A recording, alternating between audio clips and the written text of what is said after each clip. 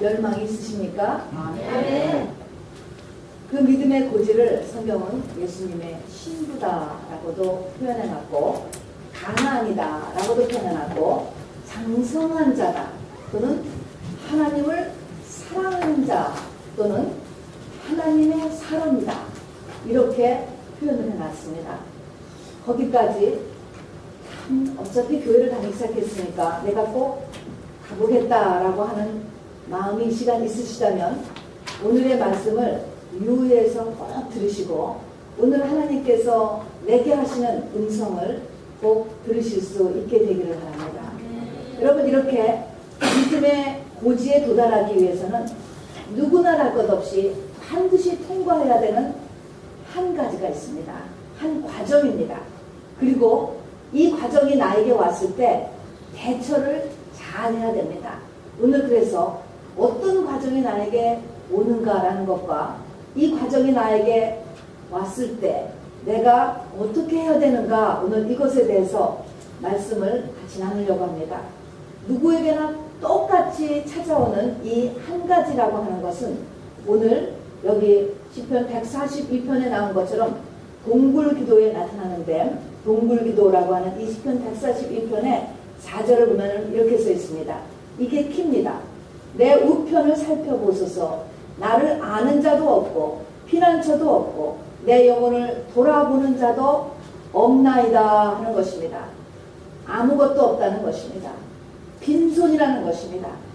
내가 제로가 됐다라고 하는 것입니다. 여러분, 이 과정을 우리의 인생 가운데 하나님께서 우리를 때가참에 몰아넣으시고, 여기서 내가 잘 이 과정에 반응을 함으로 인하여서 우리가 예수님의 신부가 되고 가나안이 들어가게 되고 하나님의 사람이 되고 우리 장성한 자다라고 하는 믿음의 고지에 올라가게 됩니다. 마치 여러분, 큰 통이 있는데 이 통에다가 새물을 채우려고 할 때 그 물을 퍼내기도 하고 또 새물을 붓기도 하고 물을 빼기도 하고 하는 여러 가지 일을 하다가 마지막에 가면요, 그 통의 밑에 있는 드레인에 마개가 있는데 그 마개를 돌려서 빼버릴 때가 있어요. 그러면 어떻게 될까요? 나머지 있는 물과 그 밑에 있는 찌꺼기가 깨끗하게 밑으로 내서 싹 빠져나갈 것입니다. 여러분, 그런 체험을 우리가 하신 적이 있습니까? 막혔을 때도 그렇고 통을 깨끗이 청소할 때 밑에 있는 마개를 아예 빼버린다고요. 그러면 완전히 깨끗하게 비워지는 것입니다. 그런 모양새인 것입니다, 여러분.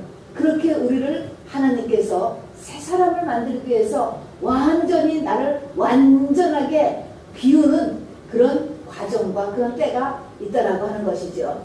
이런 믿음의 과정의 대표로 다윗을 성경이 모형하고 있습니다. 왜냐하면 요한계시록, 성경의 맨 끝에 있는 요한계시록의 22장 16절에 보면요, 우리가 예수를 따라가는 사람들인데 그 예수님이 자기의 신분을 이야기할 때 나는 다윗의 뿌리요 자손이다, 이렇게 이야기했습니다. 그러니까 수천의 사람 가운데 바로 예수님은 당신의 선조를 다윗 한 사람을 딱 집었던 것입니다. 그래서 다윗의 생애, 왕이었던 다윗, 이스라엘의 가장 성왕이었던 다윗, 그 다윗이 바로 우리가 따라가야 될 모형이 되고 또 왕이며 제사장으로서의 우리를 인도하시는 그 하나님의 영적인 사이클이 우리가 다윗을 쫓아가도록 이렇게 모형을 해 놓으셨습니다. 우리가 이렇게 성경의 인물을 공부하는 이유는 학교에서 역사적인 인물을 배우는 것하고 다릅니다. 그 역사적인 인물을 배우는 것은 우리가 기리기 위해서 하지만 우리는 역사적 성경에 있는 인물은 그분들을 기리기 위해서 우리가 배우는 것이 아니고 과거나 현재나 영원토록 동일하신 그 하나님의 영적인 사이클이 바로 과거나 현재나 영원토록 동일하기 때문에 그렇습니다. 다윗에게 역사하셨던 하나님이 지금 2013년에 저와 여러분에게 동일하게 역사하고 우리 후손에게도 동일하게 역사합니다, 여러분. 이래서 성경이 중요한 것이고, 그리고 저와 여러분 그리고 우리 후손에게 동일하게 이런 이 성경의 말씀을 전해주고 이 영적 사이클을 우리가 그대로 나에게 받아들임으로 인하여서 바로 우리의 영혼육의 승리를 하나님께서 요구하시는 것입니다. 우리가 아다시피 다윗입니다. 오늘 말씀을 그리고 나눌 대상 그리고 시편 57편, 142편 이 두 편은 다윗이 쓴 것입니다. 다윗은 우리가 알다시피 어려운 가정 환경에서 자라나서 어려운 가정 환경 속에서 어린 시절을 보내었지요. 그렇지만 믿음에 많은 철저했던 소년 다윗이 골리앗을 이금으로 인하여서 영웅으로 뜨게 됩니다. 아주 청년 때지요. 그리고 왕궁으로 들어가게 되죠. 왕궁에서도 성실하게 맡은 바 일을 했고, 그리고 왕이 병에 걸렸을 때 수금을 연주하여서 그 병이 낫게도 하는 능력의 사람이었습니다. 그러다가 왕의 딸 미갈하고 결혼하여서 왕의 사위도 됩니다. 잘 나가는 것입니다, 여러분. 우리의 인생에 모든 것이 평안하고 모든 것이 위로 올라가는, 그리고 세상적으로도 문제가 없는 그런 기간이 있습니다, 여러분. 그런데 어느 날부터인가 이 다윗의 삶이 거꾸로 처박힘을 당하기를 시작을 했습니다. 광야에 숨어 살게 되었습니다. 자기를 죽이려 하는 사울왕, 변했습니다, 사태가. 그 사울왕을 피하여서 이스라엘의 국경 부군들과 그리고 인근의 이방 나라에 속한 광야를 숨어서 전전했습니다. 그 돌아다닌 다윗이 있었던 지역 이름만 봐도 13군데 다른 지역에 다윗이 있었던 그 지역의 이름이 등장합니다. 평균적으로 봐도 한 지역에서 1년을 못 견디었던 것을 이렇게 보게 됩니다. 이렇게 광야에서 고난받는 이 기간 동안에 쓴 다윗의 기도죠. 그를 기도가 결국은 시입니다. 그런 다윗의 기도가 다윗이 쓴 시편의 반을 차지하고 있는데요.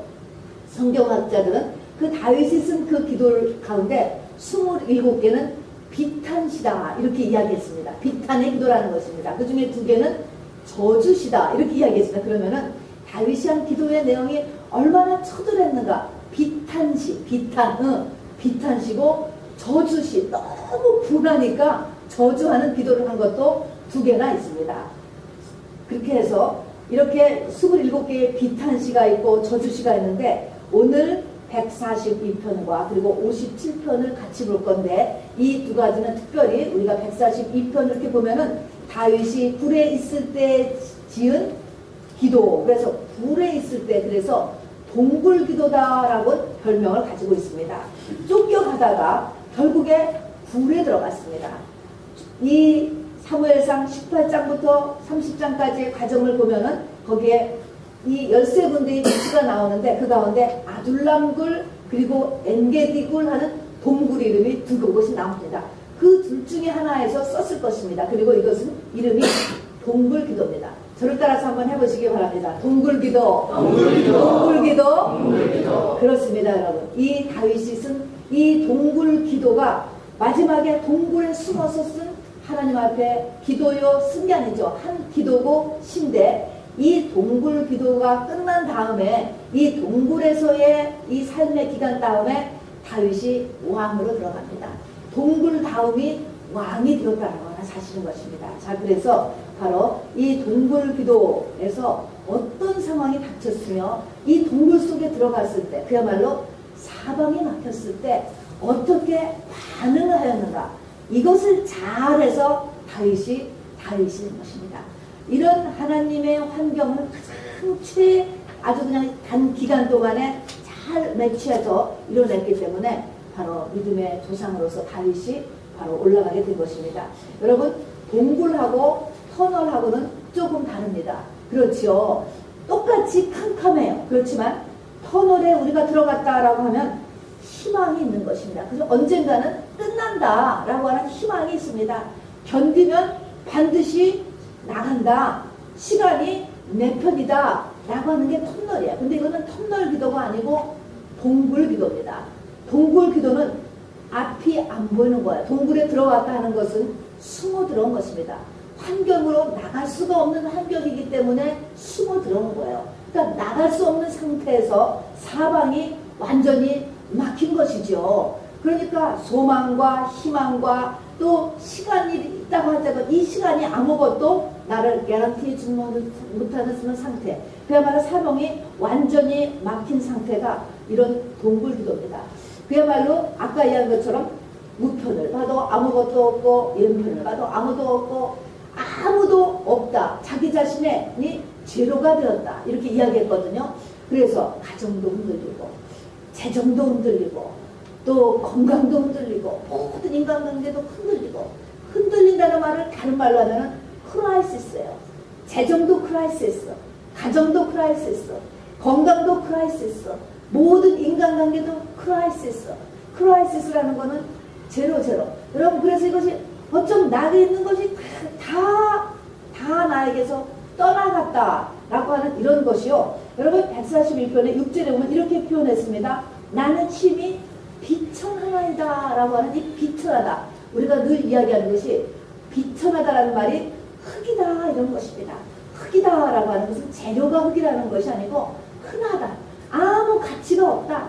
거름덩이다. 쓸모가 없다. 제로다. 그런 의미인 것입니다. 여러분. 그러니까 내가 비천하다라는 이런 데까지 들어갔습니다. 그러면 나에게는 모든 것이 다 없어졌다. 내가 지금까지 인생에서 일어났던 모든 것이 다 없어졌다라고 하는 그 없어졌던 것으로 여러분 끝나지 마시고 성경에 다윗이 쓴 이 기도 가운데 동굴기도가 두 편 있습니다. 똑같이 아둘람굴과 엔게디 굴에서 썼을 텐데 이 동굴기도가 57편과 142편입니다. 그래서 오늘 142편만 읽었지만 57편도 같이 우리가 말씀을 이렇게 맞추어서 같이 나눠볼 것이고 여러분도 이 시편 57편과 141편을 같이 읽으시고 그리고 이것을 읽기 전에는 반드시 사무엘상 18장부터 30장까지를 읽으시고 그 배경 가운데서 쏟아져 나온 기도가 동굴기도니까 바로 그 배경되는 사무엘상의 말씀도 읽으신 다음에 이 기도를 같이 읽으시길 바랍니다. 자, 모든 것이 없어졌다라고 하는 그런 상태가 57편 똑같은 동굴기도예요. 57편에 가면은 이렇게 묘사해 놨습니다. 내 혼이 사자 중에 처하며 내가 불사르는 자 중에 누웠으니 곧 인생 중에나 저희 이는 창과 살이요 저희 혀는 날카로운 칼 같도다 그랬습니다. 자, 모든 것이 그냥 없어졌다라고 하는 단순한 이런 팩트가 문제가 아니고요. 이것이 없어지는 과정과 없어진 이런 상태가 뭐냐면 자기의 혼이 사자 중에 처한 것 같다. 혼이라는 것이 뭡니까? 이 고민, 번뇌, 이 자기의 머리가 사자굴에 던져진 것 같다. 다니엘이 사자굴에 던져지고 불사르는 자 중에 누운 것 같다. 지금 화형대에 올라갈 사람 같다는 것입니다. 여러분 지혜양이 지난번에 조금 뛰었는데 너무너무 아팠다죠. 여러분 조금씩 뛰었는데 너무너무 아팠대요. 그런데 온 몸이 불사르는 자 중에 누웠다. 화형대 위에 올라간 것 같다. 라는 것 같고 다니엘이 사자굴에 던져진 것처럼 바로 이 두려움과 긴장과 이 번뇌와 이 공포가 사자굴에 던져진 것 같다는 것입니다. 그리고 그 인생들의 창과 살과 저희의 혀들이 날카로운 칼같이 다가왔다는 것입니다. 창에 찔리고 칼에 찔리고 살에 박힌 것 같은 그런 정신과 육체의 고통을 묘사해놨습니다. 그러니까 이것은 죽음이지요. 그야말로 죽음인 것입니다. 여러분. 순교인 것입니다. 여러분. 이런 상태, 이것이 똑같이 이런 것을 가리켜서 동굴이라고 이야기하는 것입니다. 여러분. 그러니까 사방이 다 막혔다라고 하면 그냥 간단히 다 막혔다라는 것이 아니고 이러한 나의 육체와 정신에 아주 큰 고난 가운데 처한 것, 이런 상태를 생각을 해주시길 바랍니다. 여러분, 이것이 우리가 이제 나중에도 나오지만은 이 사람이 다윗이 죄가 많아서 그런 것이 아니고 하나님의 때가 이르러서 이제 마지막 동굴을 통과할 때가 왔구나 했기 때문에 이러한 과정 속에 밀려 들어갔다라고 하는 것을 잊지 마시길 바랍니다. 여러분. 자, 그래서 이것이 마지막 과정인 것입니다. 동굴에 집어넣으신 분이 하나님이라고 하는 사실을 여러분 절대 잊으시면 안 됩니다. 자, 여러분이 그리고 제가 교회를 다니지 않았다면 이런 상황이 나면 어떻게 할 것 같습니까? 때로는 잘된 때가 있었고 올라가는 때가 있었고 모든 것이 문제가 없었던 때가 있는데 처박히기를 시작을 하더니 이렇게 모든 것이 다 나한테서 떠나가는 때가 다가왔다 하는 것입니다. 여러분, 이렇게 됐으면은 뭐라고 할까, 어떻게 보통은 반응할 것 같습니까? 모든 사람들이 이런 때는 보통 다 세 가지의 반응을 합니다. 자, 첫 번째가 우리는 어떻게 반응할 것 같아요? 여러분이나 저나 다 그럴 것 같습니까? 환경 탓을 하게 되죠. 원망을 하게 되는 것입니다. 불경기 때문에 그렇다. 사람을 잘못 만나서 그렇다. 이민을 와서 그렇다. 또 이스라엘 백성들 같이 출애굽하는 이스라엘 백성들은 문제가 탁 터지니까 모세 때문에 그렇다. 교회를 잘못 다녀서 그렇다. 아니면은 사람을 잘못 만나서, 친구를 잘못 만나서 그렇고, 결혼을 잘못해서 그렇고, 부모를 잘못 만나서 그렇고, 아내를 잘못 만나서 그렇고, 남 탓, 환경 탓, 원망, 이렇게 함으로 인해서 환경에다가 눈을 고정하고 사람하고 싸우는 일에 우리가 대부분의 사람이 가게 됩니다, 여러분. 이게 보통이에요. 두 번째는 낙심하는 상태인 것입니다. 그리고 세 번째는 자포자기해서 중독에 빠져버리는 것이죠. 세상에서 자기를 잊어버리는 그러한 상태 속으로, 중독으로 자기를 이렇게 내어주는 이런 상태에 가버린다는 것입니다. 이 말씀을 듣는 저와 여러분은 이런 세 가지 믿음이 없는 상태에서 행하는 이런 모든 일에 절대로 따라가지 마시기를 주의 이름으로 꼭 부탁드립니다. 나를 동굴에 넣으신 이 다윗 같은 경우도 2번이나 동굴에 들어가서 수년을 있게 되는 것입니다. 나를 동굴에 넣으신 이가 바로 하나님이시라고 하는 사실을 잊지 마시기 바랍니다. 아멘. 현재의 나의 상태를 허락하신 이가 하나님이십니다. 아멘입니까? 아멘. 이것이 억셉트가 돼야 됩니다. 그래서 나 자신에게서 눈을 띄고 내 환경에서 눈을 띌 줄을 알아야 됩니다. 이 눈이 띄어져야 그 다음 설교를 제가 할 수가 있습니다. 이 눈이 띄어져야 그 다음에 우리가 어떤 반응을 해야 되는 것을 우리가 배울 때 그것이 잡혀지게 되는 것이지, 아직 내 속에 이게 낙심으로 차 있다던가 아니면 자포자기의 중독의 상태에 들어가 있어서 세상 속에 들어가 있다거나 아니면은 아직도 나 자신의 과거나 그래서 나를 자책하거나 아니면은 환경과 사람하고의 씨름을 아직도 하고 있다면 여러분 아직도 더 기다려야 되는 거예요. 여러분 빨리 눈을 들어 나를 부르시는 하나님을 바라볼 수 있게 되기를 바랍니다. 여러분 힘들지요? 하기 싫지요? 그렇게 하기 싫은 거예요. 남 탓을 하면 편하거든요. 거기에 숨을 수 있거든요. 여러분 심리하게 하는 게 그것입니다. 여러분 숨는 거예요. 기가 막히게 분석하고 기가 막히게 숨는 곳을 가르쳐주는 것입니다.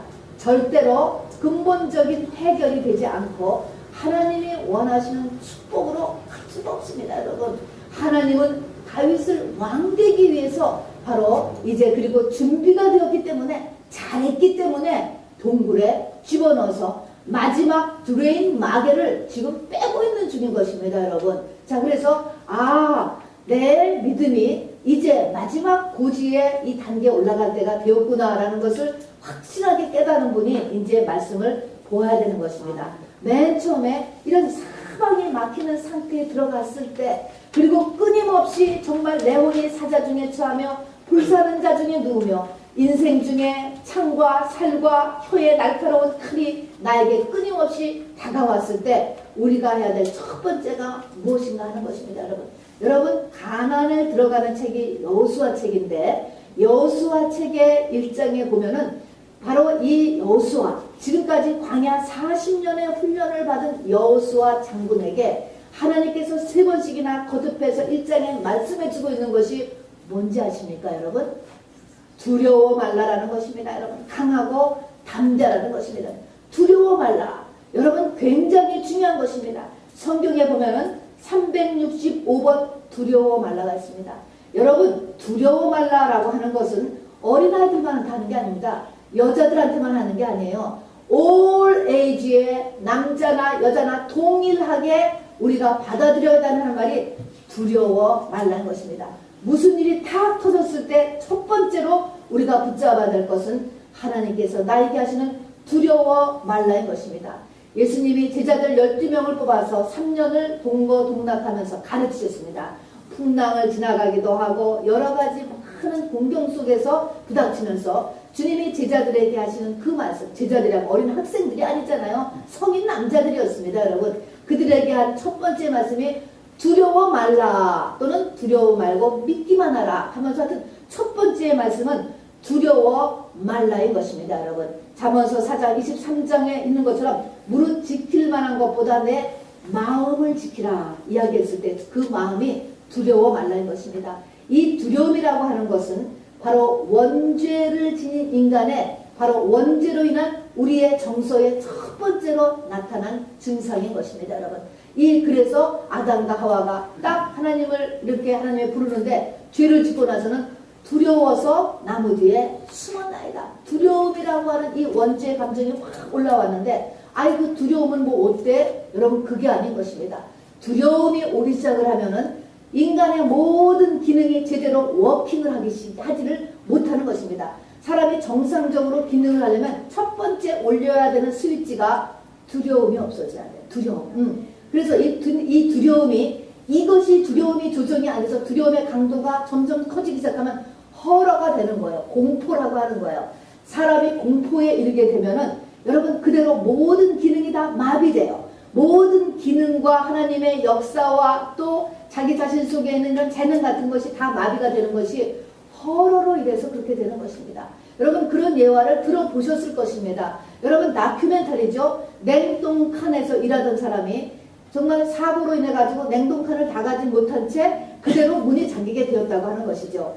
밤이 지났습니다. 그 다음날에 보니까 그 사람이 그 냉동칸에서 아침에 보니까 죽어있더래요. 그런데 그 문제는 뭐냐면 그 냉동칸은 온도계가 고장이 나가지고 분명히 밤새 섭씨 17도로 있었다는 것입니다. 선선한 가을 날씨였다는 거예요. 그런데 이 사람은 뭡니까? 이 냉동칸에 내가 갇혔으니 나는 죽을 거야. 나는 죽을 거야. 문을 두드리고 하던 흔적이 있는데 그냥 죽었다는 것입니다. 사람의 마음을 어떻게 먹고 생각을 어떻게 가지느냐라는 것이 얼마나 중요한지 모르는 것입니다. 바로 두려워 말라. 두려워하기를 시작하면 그때부터 바로 이 모든 나의 기능이 굳어버리기를 시작하는 것입니다. 여러분 하나님의 역사가 거기에 들어가지를 못하는 것입니다. 자 그래서 두려워 말라라고 하는 단어가 성경에 365번이 있을 뿐만 아니라 신약에서도 그 예수님이 제자들에게 항상 두려워 말라를 말씀하셨고 가나안을 들어가기 위해서도 첫 번째 우리가 잊지 말고 붙잡아야 되는 말씀이 두려워 말랍니다. 강하고 담대한 것입니다. 다른 말로 하면 자신감인 것입니다. 여러분 이것이 얼마나 중요한지 모릅니다. 여러분의 자녀들에게 또 여러분의 사랑하는 남편에게 또 직장 나가는 아내에게 우리가 무슨 말을 합니까? 우리가 보통 보면은 애들에게는 공부 열심히 해라. 무슨 말이에요? 공부해라. 공부해.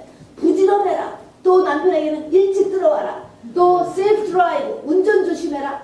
이런 말을 하는데 이게 다 세상적인 말이에요. 성경에서는 무슨 말을 해주라고 하냐면은 두려워 말라라고 해주는 거예요. 매일 두려워 강하고 담대하라. 힘내. 똑같은 것입니다. 여러분 할 수 있어. 자신감인 것입니다. 이것이 대화의 첫 번째가 되어야 됩니다. 자, 우리 옆에 분에게 두려워하지 마세요. 두려워하지 마세요. 할 수 있습니다. 할 수 있습니다. 힘내세요. 네, 여러분 그렇습니다. 자, 그래서 자신감을 마음에서 가지는 것이 첫 번째입니다. 자, 이렇게 수많은 나를 제로로 만들기 위한 이 모든 환경, 사방에서 우겹살며 다가오는 이런 일이 일어날 때 말로, 환경으로, 사건으로 일어날 때 우리가 첫 번째 붙여야 할 것은 내 마음을 붙잡고 우리의 이웃도 붙잡아주는 거예요. 가정적으로 환란이 올 때는 서로 이렇게 괜찮아, 할 수 있어, 잘 될 거야. 여러분 이 격려의 말을 잊지 마시기 바랍니다. 두려워 말라. 이것이 애들한테만 하는 거 아니라고 했습니다. 40년 훈련을 받은 여호수아 장군에게도 하나님께서 하신 말씀이요. 제자들은 그 말씀을 12제자들은 잊지 않고 예수님이 떠나간 다음에도 초대교회 사도행전의 그 모든 사역을 세계의 복음 전파를 위한 남은 사역을 감당할 때도 이 제자들은 순교의 제물이 될 때까지 아마 두려워 말라는 이 말씀을 붙잡고서 남은 생애를 그리고 사역을 했을 것으로 저는 믿어집니다. 자, 그래서 두려워 말라 그리고 할 수 있어 이 말은 해주는 사람은 듣는 사람은 연약한 자만 듣는 것이 아니고 모든 인간에게 다 필요하다는 것을 여러분 잊지 마시길 바랍니다. 여러분 여호수아 장군에게도 필요했기 때문에 여러분 다 필요합니다. 자, 이것을 계속해서 마음을 붙잡았어요. 할 수 있어, 할 수 있어 라고 하는 마음을 붙잡았다고 합시다. 두 번째 단계는 무엇이냐는 것입니다. 시편 57편 7절에 보면 똑같이 동굴 기도해 보면은 이렇게 그 다음 단계가 나옵니다. 하나님이여 내 마음이 확정되고 내 마음이 확정되었사오니 내가 노래하고 내가 찬송하리다. 내 마음이 확정되고 내 마음이 확정되었다. 확정돼. 이게 무슨 말입니까? 여러분 환경에 흔들림이 조금이라도 오게 되면 맨 먼저 같이 동행해서 찾아오는 게 뭐냐면 의심의 영입니다.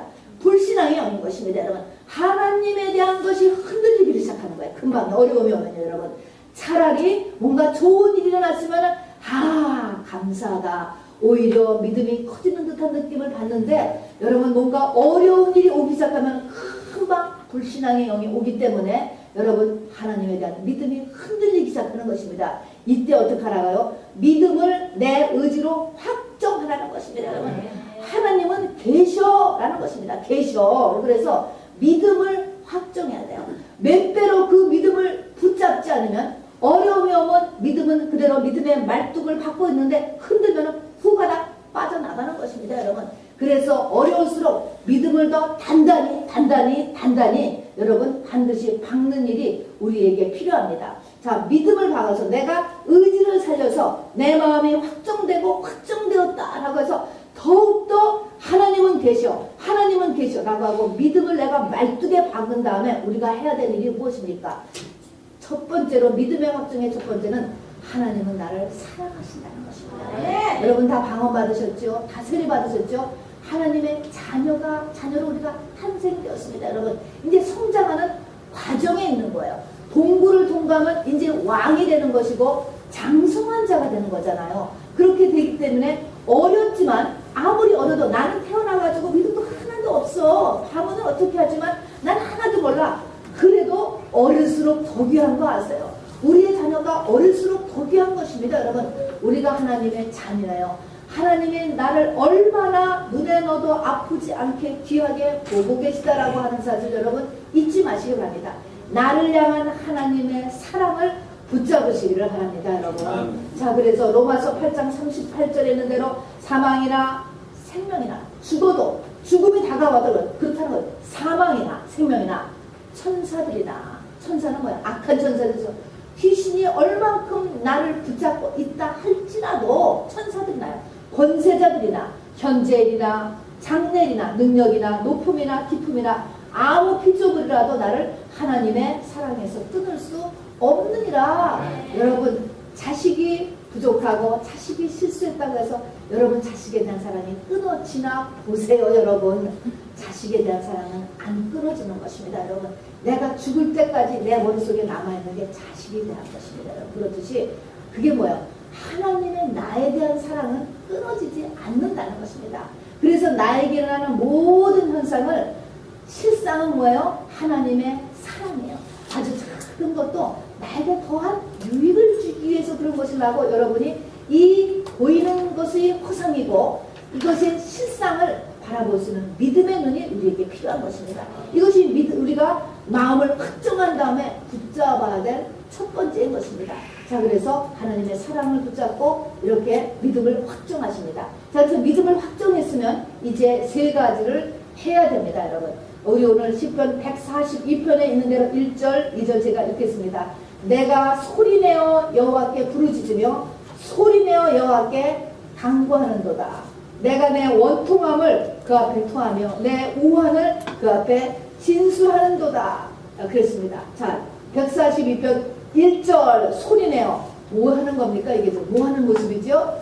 기도하는 것입니다. 여러분 기도하는 것입니다. 기도를 하는데 어떻게 기도하냐면 소리내어 기도하라는 것입니다. 여러분 소리내어 기도해요. 그러면은 자 반드시 여러분 소리를 내어서 기도하는데 어려움이 있으면은 소리를 내서 기도해요. 그런데 여기에 보니까 소리내니까 그럼 방언기도도 소리내는 거죠? 좋습니다. 여러분 그냥 방언기도만 해도 좋습니다. 근데 방언기도 소리내는데 여기 보니까 소리를 내어 기도하는데 2절에 보니까 내 원통함을 토하고 내 우환, 병든 거예요. 지금 속이 병들었습니다. 여러분. 내 심령이 상한 거예요. 이 원통함과 우환을 하나님 앞에 토하고 진술하는도다. 이거는 방언으로 안 돼요, 여러분. 이거는 어떻게 해야 돼요? 말로 해야 돼요. 자기의 랭귀지로 해야 되는 것입니다. 영어권인 사람은 영어로 하고 한어권인 사람은 한국말로. 이거는 부르짖을 것까지는 없어요. 그냥 소리가 나면 되는 거야. 소리만 내면 돼. 조그만 소리로 부르짖는 거야. 오직하면 다윗의 기도 가운데 저주시가 있겠습니까? 너무 화가 나니까 저주하는 기도를 한 거예요, 여러분. 그렇듯이 이거는 하나님과 나 사이에서는요, 여러분, 뭐든지 할 수 있는 것입니다, 여러분. 어쨌든 내 원통함과 내 병든 것을 하나님 앞에 다 얘기하는 것입니다. 소리 내는 것, 그 다음에는 이렇게 토하는, 그리고 진술하는 이 기도, 이런 기도를 반드시 하라는 것입니다, 여러분. 자, 그래서 어려움이 오면, 자, 이렇게 소리 내서 토하는 기도를 반드시 하라. 자, 여러분 생각해 보시기 바랍니다. 여러분의 자녀가 있는데 갖다 들어와서 미주알, 고주알, 그날 있었던 얘기를 부모한테 그냥 다 해, 다 하면은 그 자녀가 이뻐요? 안 이뻐요, 여러분? 이쁜 거예요. 하나도 그 시간이 아깝지 않은 거예요. 그러면은 그 자녀가 건강합니까? 문쳐 닫고 들어가서 일주일 내내 말 한마디 안 하는 자녀가 건강하다고 생각합니까? 어느 자녀가 건강한지 아세요? 말을 하는 자녀가 건강하고 내면도 건강하고 부모와의 관계가 잘 되어 있는 것입니다, 여러분. 그렇기 때문에 하나님하고의 관계도 하나님 앞에 나는 하니까 이렇게 얘기 안 해, 보고 안 해, 그런 게 아니고 하나님 앞에 나와서 이게 나올 수 있어야 돼요. 말이 안 나온다 그러면은 이게 지금 상당히 문제가 있는 거기 때문에 그 다음 단계를 취해야 되는 것입니다. 찬양을 하든지 말씀을 더 듣든지 금식을 하든지 또 안수기도를 하든지 무슨 수를 내서 속에 있는 것이 나올 수 있어야 돼요. 기도가 나올 수 있어요. 기도가 아니고 진술하는 거라니까, 토하는 거라니까, 그냥 이 마음에 잘못 먹은 음식들을 다 토해내야 되듯이 그냥 있는 자기의 감정을 이야기하고 사건을 진술하는 것입니다, 여러분. 이 기도를 반드시 해야 된다라고 하는 것입니다. 여러분, 세상에서도 그렇습니다. 충격 한번 먹을 때마다 우리의 오장육부 중 하나가 나간대요, 여러분. 이거를 하지 않으면, 원통함을 그 앞에 토하고 우환을 그 앞에 진술하지 않으면 바로 이러한 환난으로 인하여서 육체의 병이 찾아오게 됩니다. 정신의 문제가 찾아오게 되는 것입니다, 여러분. 그래서 많은 기도가 여러분 시간 낭비하는 게 아니에요. 예배 드리러 오는 3시간이 여러분 30만 불, 300만 불의 가치가 있다는 것을 잊지 마시기 바랍니다. 그 시간에 돈 못 벌고 기름값 들고 50불 손해인데 50불이 아니에요. 5만 불, 50만 불의 밸류가 있다는 것을 잊지 마시기 바랍니다. 그래서 와서 여기 있는 대로 첫 번째 해야 될 것이 소리내어 기도하고 그리고 토하고 진술하는 기도를 트라이를 하시기 바랍니다. 이것이 되어야 됩니다, 여러분. 그냥 나는 안 해도 돼가 아니고 될 때까지 꼭 하시라는 것입니다, 여러분. 소리내는 건 다 방언하실 수 있으니까 됐잖아요. 됐습니다. 그런데 진술하는 것과 토하는 거는 여러분 내일부터라도 당장 해보시기를 바랍니다, 여러분. 자, 그래서 어딘가가 집중될 수 있는 곳에, 조용한 곳에 가셔서 토하고 진술하는 일을 하셔야 돼요, 여러분. 아멘. 자, 옆에 사람 기도하는 거가 방해된다. 옆에 사람 기도 때문에 뭐가 안 된다. 여러분, 그거는 아직 안 돼. 따로 가서 자기가 그것도 훈련인 것입니다. 가서 토하고 진술하는 일을 할 수 있어야 되는 것입니다, 여러분. 내가 남의 기도를 듣는 그 상태는 이미 내가 이것이 안 되기 때문에 그쪽에 빨려 들어가는 거예요, 여러분. 그러니까 반드시 이것이 되기 위하여서 안 돼도 헷갈려 가면서라도 투하를 하시기 바랍니다, 여러분. 급하면 왜 남의 기도가 들립니까? 내 기도가 지금 얼마나 지금 급한데 물에 빠져 죽게 생겼는데, 여러분. 자, 그래서 진술하며 이렇게 토하는 기도를 하는 것이 우리에게 첫 번째 우리가 해야 되는 것입니다. 자, 두 번째는 말입니다. 이렇게 할 때, 이렇게 사방으로 우격싸임을 당할 때는 무수하게 많은 문제가 나에게 만들어납니다. 한 가지만 터지는 게 아니에요. 여러 가지 일이 터지게 되는데 이런 여러 가지 일을 하나님 앞에 응답을 받으셔야 돼요, 여러분. 그래서 기도를 자꾸 하면서 어떻게 해야 되겠다라는 것이 내 마음에 확정이 져져야 된다고, 기도를 하면서. 그래서 응답받는 기도를 하셔야 됩니다. 바로 이스라엘 백성들이 모세를 따라서 나왔잖아요. 나왔는데 뭡니까? 나왔는데 갑자기 뒤에서 바로가 마음이 변해가지고 말발굽 소리가 우왕찬란하게 들리면서 그 바로의 군대가 쫓아오는 것입니다. 앞을 보니까 어떻습니까? 홍해가 넘실거려요. 갈 데가 없는 것입니다, 여러분. 이렇게 했을 때 바로 이 사람들이 어떻게 합니까? 우리 항상 세상 사람들 하는 대로 모세를 원망했지요. 애굽에 매장지가 없어서 우리를 여기까지 출애굽을 시켜가지고 광야에서 여기서 죽게 하려고 하느냐라고 악을 썼습니다, 여러분. 악을 썼어요. 우리를 애굽에다가 묘지가 없어서 끌어왔냐는 것입니다, 여러분. 이렇게 이야기했을 때 여러분, 이 모세가 어떻게 했었을까요? 그때 누가 옆에서 뭐 조언해 줄 사람도 없고 그런 상황을 배운 적도 없고 방법이 없는 거예요, 여러분. 나에게 그리고 각자에게 그 요동치는 것 속에서 일어나는 문제는요, 상담도 안 되고 과거에 이런 일도 없었고 또 나하고 똑같은 처지에 있는 사람도 없어요, 여러분. 정확히 말하면 이 모세에게 답을 줄 사람이 없는 것입니다, 여러분. 사람들이 막 야단을 치잖아요. 우리를 이 애굽에서 이끌어내서 광야에서 죽게 하겠느냐라고 했을 때 어떻게 했어요? 모세가 하나님 앞에 엎드렸던 것입니다, 여러분. 어떻게 합니까? 이거 어떻게 하냐고 했을 때 하나님께서 어떻게 했습니까, 여러분? 하나님께서 모세에게 지팡이를 들고 홍해를 향해서 지팡이를 들으라고 이야기했습니다. 모세가 하나님 앞에 이렇게 기도하지 않았더라면 여러분 바로 기도하지 않고 그야말로 낙심했던가 포기했던가 도망갔던가 다 그만뒀다라고 하면 모든 이 백성들도 다 죽었을 것이고 모세도 아무 인물이 아니잖아요. 이것을 했기 때문에 바로 이 모세가 이스라엘 역사의 최고의 선지자가 되었고 영웅이 되었고 이러한 인류 역사의 영웅으로 남게 되었던 것입니다. 그렇게 해서 하나님이 어떻게 응답을 주셨습니까? 바로 이렇게 지팡이를 홍해를 향해서 들으라고 했고 홍해가 갈라져서 전에는 없었던 길이 났어요, 안 났어요?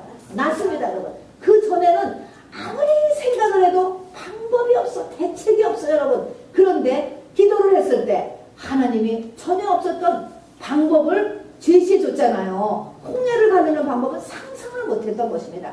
하나님이 뜻하지 않은 환경을 열을 수가 있고 뜻하지 않은 아이디어를 줄 수가 있고 뜻하지 않는 사람을 보낼 수가 있는 거예요, 여러분.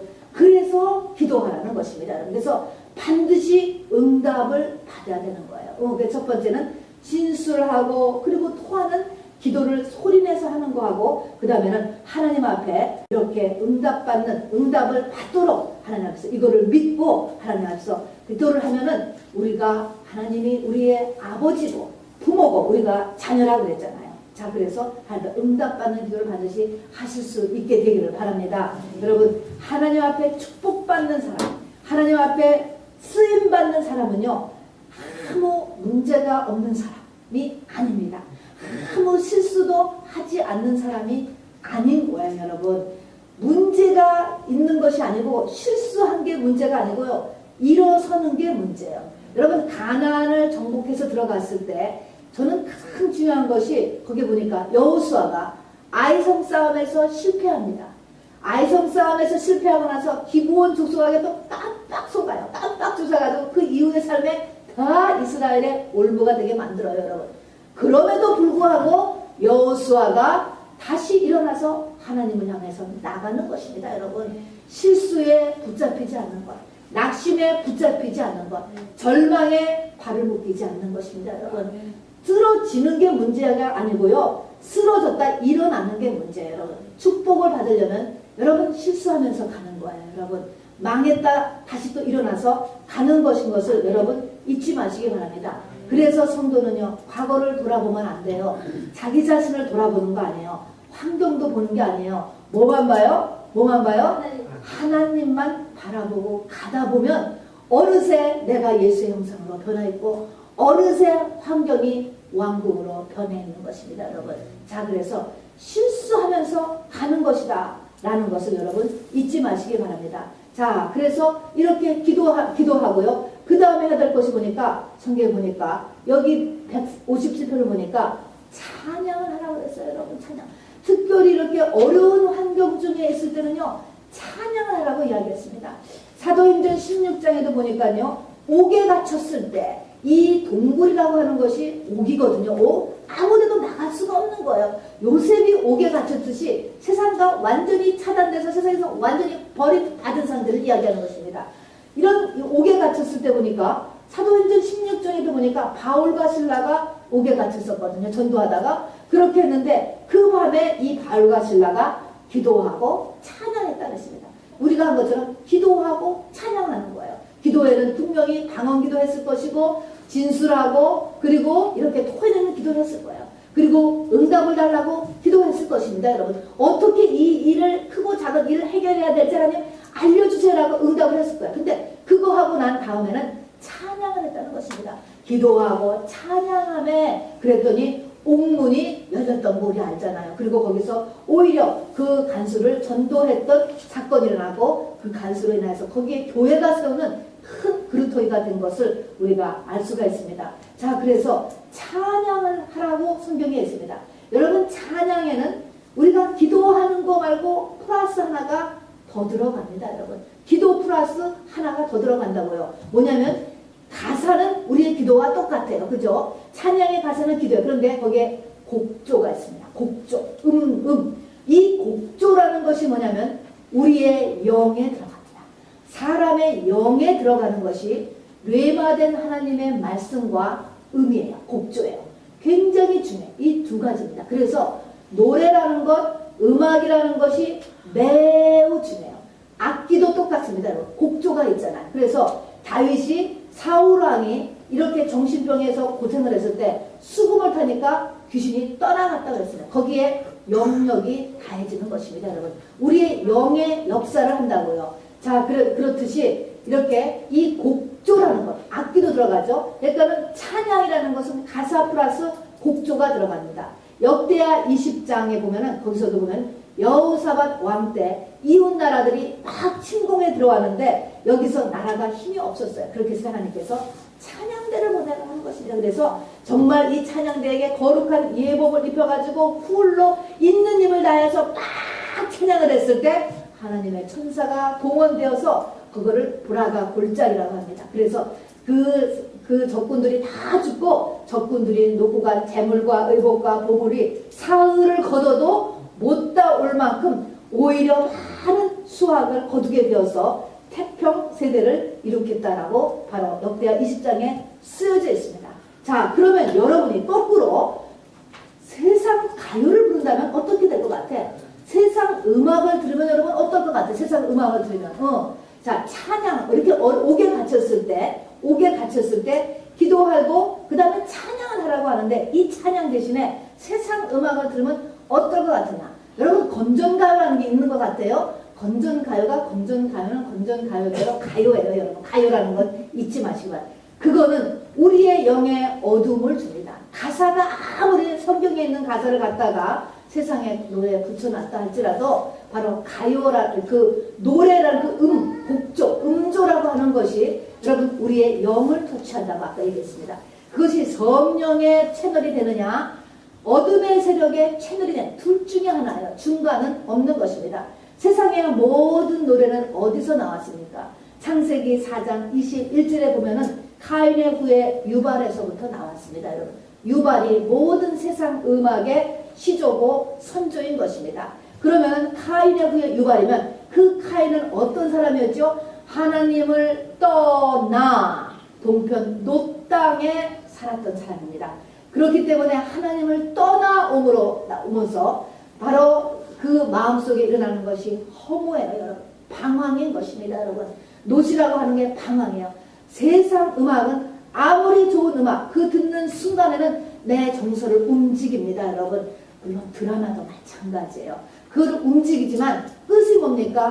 허무의 영이 나한테 들어와요. 여러분 우리가 이 옥을 깨치고 나가는 데는 세상 음악은 전혀 도움이 안 돼요. 오히려 거꾸로 나간다라고 하는 것을 거꾸로 가는 역할을 일으킨다는 것을 여러분 잊지 마시기 바랍니다. 여러분 자 그래서 이렇게 찬양을 하라 기도하고 찬양을 하라 라는 것이 오늘 이 옥에 갇힌 이 다윗의 동굴 기도가 우리에게 말씀을 해주고 있는 것입니다. 자 그러면은 이 동굴 기도에서 우리에게 하나님께서 이렇게 동굴에 이렇게 우리를 갖다가 그냥 막 이렇게 환경에서 몰아넣고 난 다음에 언제 끝나 도대체? 언제 동굴에서 나오냐고. 언제 끝나? 끝이 있어요, 여러분. 반드시 끝이 있어요. 시편 142편 5절을 보니까 나의 분깃이라.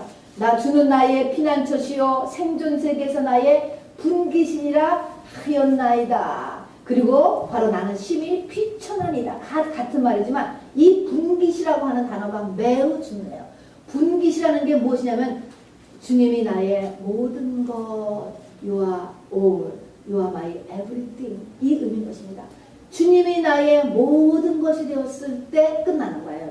이걸 누가 알아요? 하나님이 정확하게 아세요. 그 사람 속을 정확하게 보세요. 요셉이 바로 감옥에 갇혀서 이 같이 감옥 룸메이트가 자기를 나가서 바로 구명운동을 해주기로 했는데 나가서 잊어버렸잖아요. 개인 감옥에서 잊어버려졌기 때문에 요셉은 공중에 뜬 사람이 되는 거예요. 그냥 죽어도 아무도 알아줄 사람이 없고 문제도 되지 않는데 요셉이 그 가운데서 1년 반을 서퍼링을 합니다, 여러분. 그리고 때가 되었어요. 그걸 하나님이 유심히 날마다 감찰하면서 보고 계시다는 것을 여러분 잊지 마세요. 됐다. 그러니까 뭐예요? 딱 그 요셉을 하나님의 능력을 끌어내시는 것입니다. 여기서도 보니까 동굴에 갇혀있지만 하나님의 보세요. 뭘 보고 있어요? 주가 너의 모든 것이 될 때를 보는 거예요. 주님이 너의 분깃이 될 때까지를 보고 계신 것입니다, 여러분. 자, 그러면 여기서 믿음을 잊어버리고 거꾸로 나가면은 광야에서 세월이 지나면 그냥 죽을 수도 있는 거예요, 여러분. 자, 그래서 하나님이 여호와가 하나님이 나의 분깃, 이것이 되나 안 되나를 하나님이 유심히 보고 계시다가 딱 됐어. 그대로 부르셨잖아요. 생존 세계에서 여호와는 나의 분깃이니이다 이야기를 하면서 나는 심히 비천하나이다. 내가 확인하고 하는 것라는 것을 바로 확인, 스스로 이렇게 확인하는 단계, 이것이 바로 똑같은 것입니다. 바로 하나님이 나의 모든 것이다 이렇게 되었을 때 바로 다윗은 기름 부음을 받았지만 이것이 되니까 진짜로 왕으로 될 수가 있었던 것입니다. 기름 부음을 받았다고 해서 저와 여러분이 다 성령 받았다고 해서 그때부터 왕이 아니고 왕이 되는 데는 바로 이 과정을 통과해야지만 왕이 되는 것임을 여러분 잊지 마시기 바랍니다. 왕이 된다라고 하는 그 말은 바로 예수님의 신부가 된다라는 말과 같은 말일 것입니다. 믿음의 찬송한 자가 되었고 이제부터는 예수 그리스도의 형상이 나타나고 그리고 바로 하나님의 사람이라는 말을 들을 수가 있게 되는 것이죠. 여러분 바로 이 출애굽할 때도 이스라엘 민족에게 하나님께서는 말씀하셨어요. 바로의 군대 앞에는 넘치는거리는 홍해에서 믿음의 말뚝을 굳게 받으라고 얘기한 거예요. 믿음의 말뚝을 굳게 받으라. 이사야서 7장 8절에서도요. 우리 나라가 사방으로 공격을 받고 있었을 때 하나님은 하나님의 선지자를 통하여서 너희가 만일 믿지 아니하면 정령이 굳게 서지 못한다. 믿음을 가지라는 것입니다, 여러분. 어려움이 올 때 믿음을 흔들리면 근데 마이가 가지 않는 것이 바로 믿음을 흔들리게 하는 거거든요. 어려움이 올 때일수록 믿지 아니하면 너희가 정령이 해결함을 보지 못하는 것이라고 이야기하는 것입니다, 여러분. 자, 우리가 어려움이 오는 것이 문제가 아니고 이 어려움은 나의 거침돌이 아니고 디딤돌, 딛고 올라가서 왕으로 올라가는 길이라는 것을 잊지 마시기를 바랍니다. 여러분, 우리가 2013년에 마지막 달을 들어가고 있는데 세상은 2014년이죠. 앞으로 더 좋은 곳이 되지 않습니다, 여러분. 누구나 보듯이 종말의 증상이 점점 심해지고 있지 않습니까? 여러분, 종말의 특징은 뭔지 아세요? 종말은요, 믿음 있는 사람이 없어지는 것이 종말이에요, 여러분.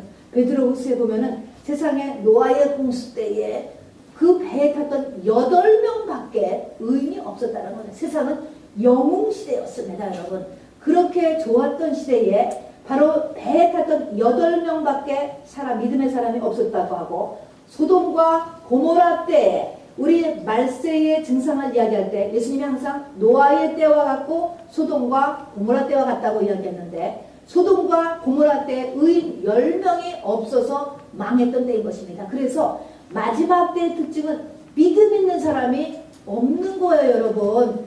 교회를 다니는 게 문제가 아니고 그 교회에 다니는 게 문제고 교회 다니는 사람 가운데 믿음 있는 사람이 없다니까. 그래서 그래서 이스라엘 선지자도 나라가 망하기 전에 하나님께서 성전문을 차라리 닫았으면 좋겠다라고 할 만큼 믿음하고는 상관없이 돌아간다는 것입니다. 그러니까 여러분이 세상에 나가서 정말 믿음 있는 사람과 믿음 있는 사람과 세상이 이 종말은 아주 쫙 갈라지는 시대인 거예요. 그야말로 외계인 같은 삶을 믿음 있는 사람은 살 수밖에 없게 되는 것입니다. 이 마지막 때 다니엘서는 그리고 계시록은 이야기했습니다. 불의한 자는 불의하게 두고 더러운 자는 그냥 더럽게 두어라. 시간이 없다는 것입니다. 그리고 강팍한 영이 너무나 강하게 역사하기 때문에 내 믿음부터 지켜야 돼요. 나라도 혹시라도 서면 하나님이 가족을 끌어내지 않습니까, 여러분? 바로 이 여리고성을 칠 때도 보면 그 나합의 집안으로 들어온 자가 다 살게 되지 않습니까? 또 노아의 방주에 가족을 끌어들이지 않습니까? 롯의 가족들을 천사들이 와서 일단 끌어내지 않습니까? 이런 것처럼 나라도 먼저 빨리 쓰라는 것입니다, 여러분. 이게 어려운 거여서 나라도 빨리 쓰기 위해서 불의한 자는 불의를 하고 그리고 더러운 자는 그냥 더럽게 들어가라고 하는 이런 말씀을 하게 되는 것이죠. 세상을 이기면 너희의 믿음이라고 했어요. 여러분 2014년 또 종말의 해, 또 베리칩의 해가 다가온다고 해서 여러분 다른 것을 세상적인 것을 준비하는 게 아니에요. 제3국으로 이사를 가야 되고 어디에 땅을 사야 되고 그것을 하는 것이 아니고요. 믿음을 가지는 것이 종말의 준비인 것입니다, 여러분. 믿음을 가지면 하나님께서 다 인도하시는 것입니다. 하나님께는요, 믿음 가진 사람을 보호하신다는 말이 성경에 처음부터 끝까지 계속 있어요. 7년 대기근 때도 요셉의 창고는 풍부했어요. 사렙다 과부에게는 바로 그 인근이 다 바로 이 기근이 들어갔지만 끊이지 않는 공급을 누리면서 살았습니다. 믿음이 있으면 그 믿음을 그리고 하나님 앞에 인정을 받으면 하나님께서 공급하신다니까요. 기근의 때 시편 37편 19절에도 하나님의 사람은 환난의 때에도 부끄럽지 않게 하시고 기근의 날에 더욱더 풍족하게 하신다고 말씀하셨습니다, 여러분. 자, 다윗은 이 어려운 이 광야 생활 그리고 마지막에 동굴에 들어가서 사는 이러한 환난을 겪게 되었습니다, 여러분. 사방이 완전히 막인 죄로가 되는 상태가 동굴이라고 이야기했습니다.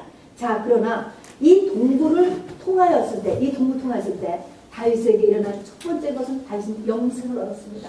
예수 그리스도의 선조로 당당히 올라서 영생을 얻었습니다.